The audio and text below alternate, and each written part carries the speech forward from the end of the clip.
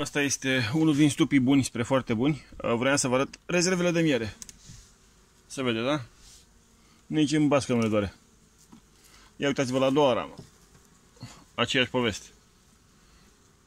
Ia uitați-vă la a treia ramă.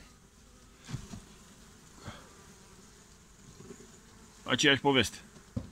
Deci, albinele astea cu ce au pe ele, mai fac 2 ierni. La viteza asta. Ce fac, mai au caturi de acolo sau la direct nou? Caturi, pe caturi. Deci asta este unul din stupii, v-am spus, buni spre foarte buni. Am avut unul și mai bun, nu l-am filmat încolo că m-am grăbit să-l închid repede pentru că erau destul de agitate și am zis să nu deranjez mai mult decât e necesar. Stupul era strâns deja, deci n-avea rost să-l zgândăr. Ăsta încerc să-l strâng, dar acum vedem ce-i fac. 1, 2, 3, 4 rame sau 5, îl las pe 5.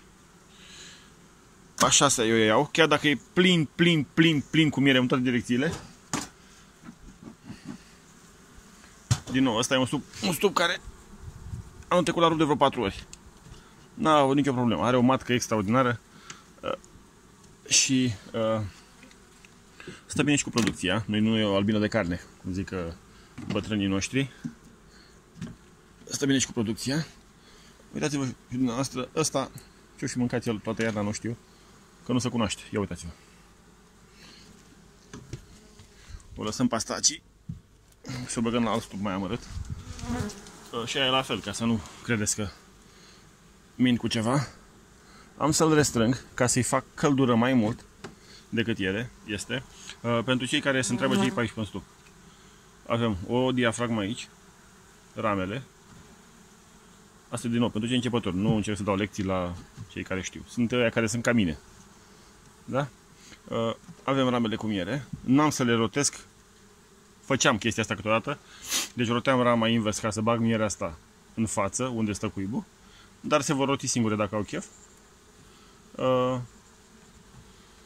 Așa, deci 1, 2, 3, 4, 5 rămâne. Din vreo 7 cât era inițial. Așa. Diafragma. Din nou. Deci e prins între diafragme, da?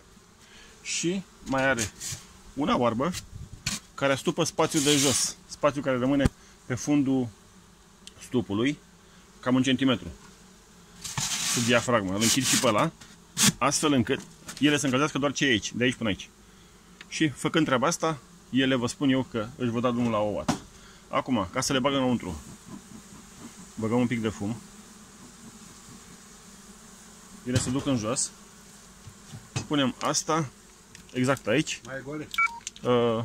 Unde trebuie. Telefonul se închide, deci mulțumesc frumos pentru